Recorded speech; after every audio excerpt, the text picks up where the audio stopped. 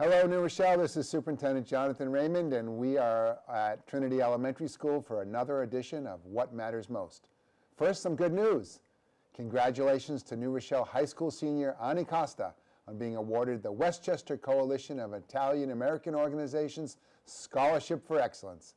Bravo, Ani. Now for some fun facts.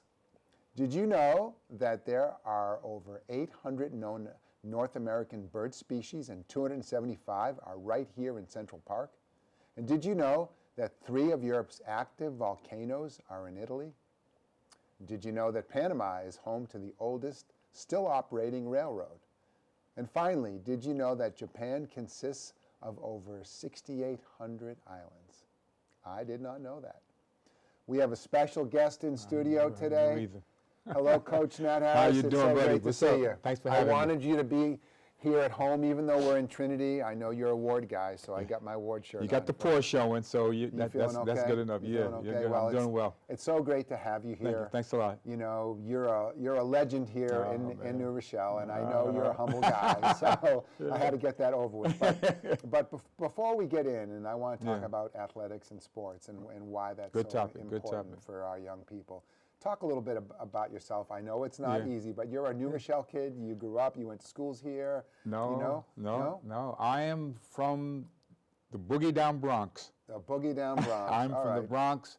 Went to DeWitt Clinton High School. Okay. I'm a St. John's man. All right. And then I, heard about the New Rochelle School District. Started off in Mayflower School, which is a dorm of Iona. That's right. And then when they closed the schools down, went up to Ward, and Ward has been my second home for years now. I was a 4th grade teacher. But sports has always been, I guess being a New York City kid, sports was always something I can look back in retrospect now and say that it kind of saved me to a certain extent, because I was no angel. I was a decent student, but during that time things, neighborhoods were changing and what have you, and I was always really sensitive to always being in shape. Right. And so a lot of my peers, one thing with drugs or whatever, it was entering neighborhoods or, any kind of temptations. Myself and my friends that I hung out with, we were always sensitive to, being in shape and staying clean and what have you. And then obviously to stay eligible for your high school and college and stuff like that, you had to, you can't fake that, so you have to be in shape. So yeah, sports has always been a thing that has kind of navigated me to stay out of trouble. Now, because you went through really quickly, but 4th grade teacher. Yeah, I was 4th grade for most of my teaching career. Then you became a social worker, right? Yeah, I had always been interested in, because I always found myself, and I had been told that I was really good with solving issues and problems and dealing with parents and what have you. So I decided to go back to get my master's at NYU. It had a clinical program there. And I think what happened at that time, it was funny. I think the district automatically thought that when I got my master's, I was going to leave the classroom and become the social worker. Right. And my thinking was that I wanted to still be 100% of the time with the kids and not seeing a kid for 15 minutes. And I'm not disrespecting the role of a social worker, but I was so used to being with my kids all day, dealing with parents all the time and what have you. So any kind of counseling that I did, for the most part, I was doing it regularly as I would normally do as being a classroom teacher, but I also had a private practice. But coaching and playing ball was always there too. And which is one of the reasons why I never really, as a matter of fact, when I first became a teacher at Mayflower, the principal there, Joe Quick, rest in peace, he was always trying to get me, he said, one day you could easily be the superintendent. I started to do it on purpose to make you laugh. And I would always make him upset, because I would say, yeah, but I don't want to leave the classroom. And I think he thought that was a good answer. It's not the answer that he wanted for me to say. He wanted me to kind of shift and go, more administrative. But I think he knew that, how could you say no to a response like that? So I know stayed that in the classroom. The best parts of my day are when I'm out in schools and I'm in classrooms, right? Exactly. You know the deal. But after the bell rang at the end of your ward day, where did you go for a long, long time? You were coaching at the high school. Yeah, I was at the high school. Then I left. My daughter was kind of special at the time. She was like 3rd, 4th grade, and I would watch her dribbling the ball and what have you. And at that time, I left the high school and I went to Purchase College, Okay. and that's a D3 school. And we did pretty well there, won a couple of championships. And then from Purchase, I went to Pace, Okay. which is in the Northeast 10.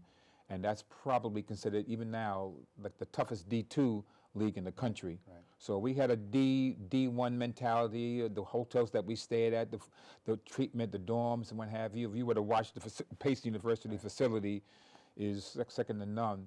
So I've been spoiled, you know, but all that time, I was never able to do it 100% of the time because I was always, my cord was Still in the classroom. still in the classroom Yeah. and going to ward and stuff like Right. that. And at that time, I had left the classroom and I was the dean. Right. You know, so I would have to, and luckily we had early practices, 5 o'clock in the morning, and then I'd and then run on down the hutch into Yeah. ward.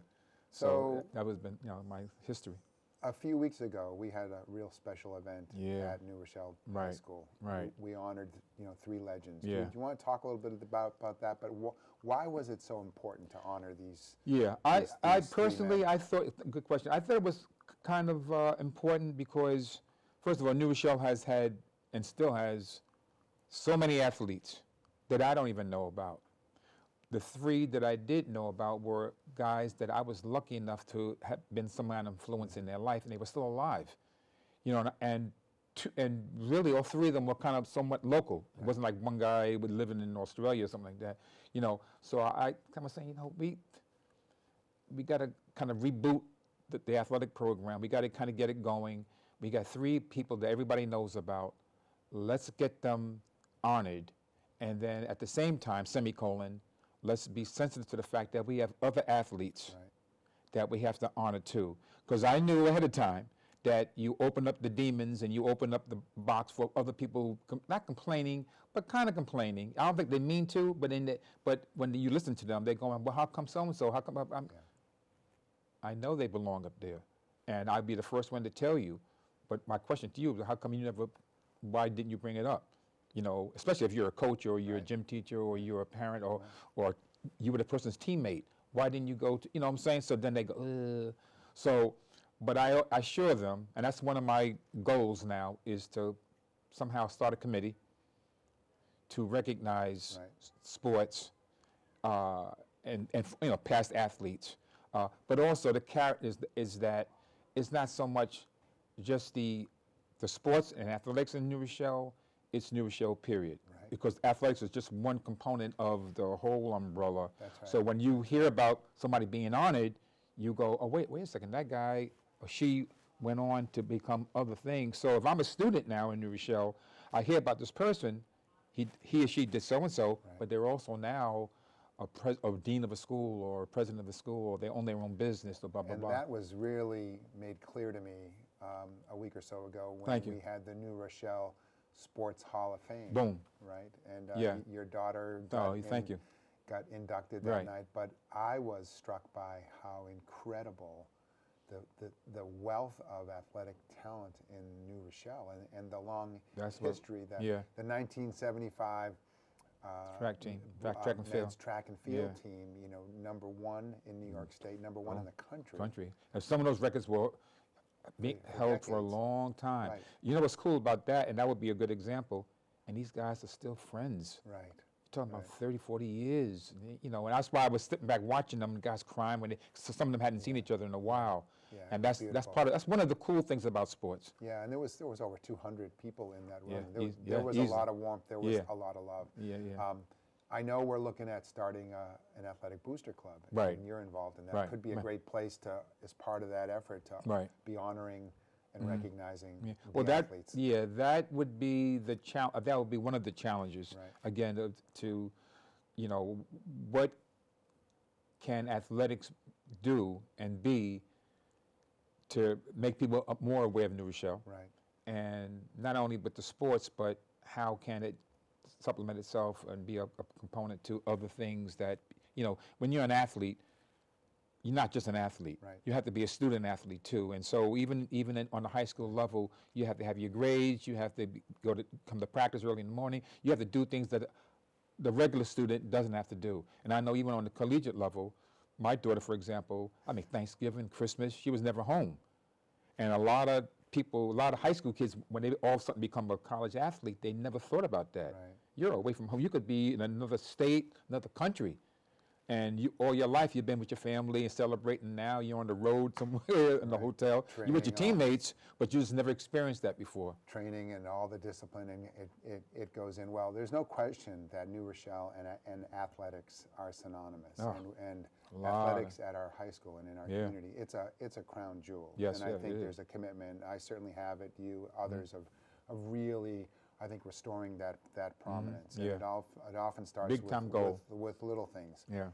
Facilities, equipment, training, coaches, the right kinds of, Yeah.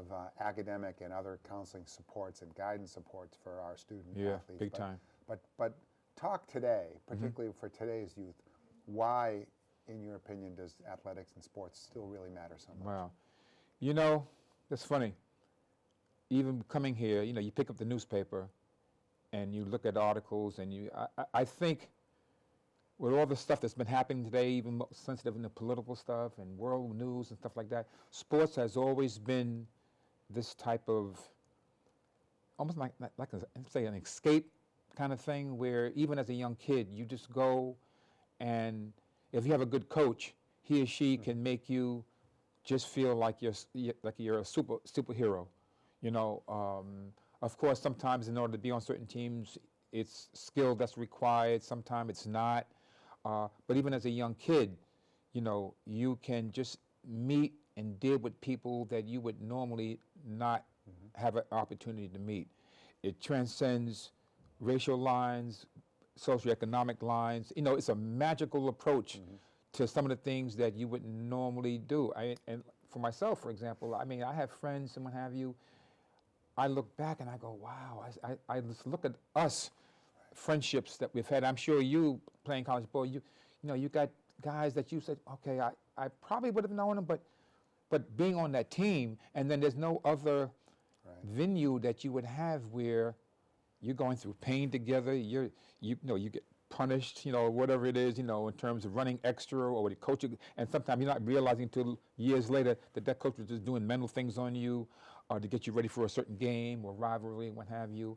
And that's why it's special when that sports is also used sometimes, especially on the high school level, to make a kid become even more academic than he and she had intended. Right. Without the sport, they might have just been navigating because maybe they had no frame of reference, but they were decent in the sport. And then with the proper coach, they now know, oh, I got to get to class. And not only do I have to get to class, but I have to, like, you know, can't cut, I can't do certain things, what have you. Coaches coming in, you know, checking my grades. Sometimes for some coaches, they ask you got to turn in your report card. Or when we have practice, the coaches, before we even start, he or she's letting us know, okay, listen, how come you didn't go to class today? How come you didn't go to history class? And I look at you like, how did you know that? You know, so once I find out what the status of my coach is, I either had been doing that already, or if I was trying to fool around, I now know. Yes. And then 4 years later, I go, thank you, because that helped me now get a scholarship, or even if it wasn't a scholarship, just to propel myself to do things that I don't know if I would have been doing it as well without this venue of using sports. It's special. I know when I'm at the high school, and I know when there's a soccer game when I see the boys dressed up, you know, wearing a tie. Boom, there you go. So yeah, that's another thing too, right? it has an impact. Yeah. It has an influence, and it's another hook to make sure that our kids are they're involved in school, they're excited. There's another caring adult that's looking out for them.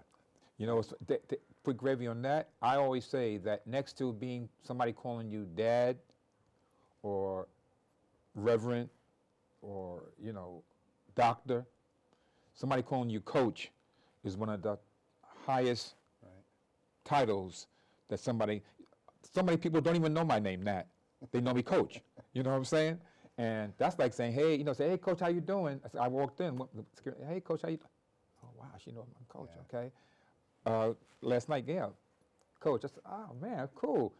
To me, even after all these years, that's like, boom. Like it's like somebody, my daughter calling me dad. You know, So yeah, it's a magical title and it's a magical venue to and save. I mean, I couldn't even tell you. Not only in New Rochelle, but all over, it has saved a lot of people. Yeah. Well, we're blessed to have you. Oh, thank you so much.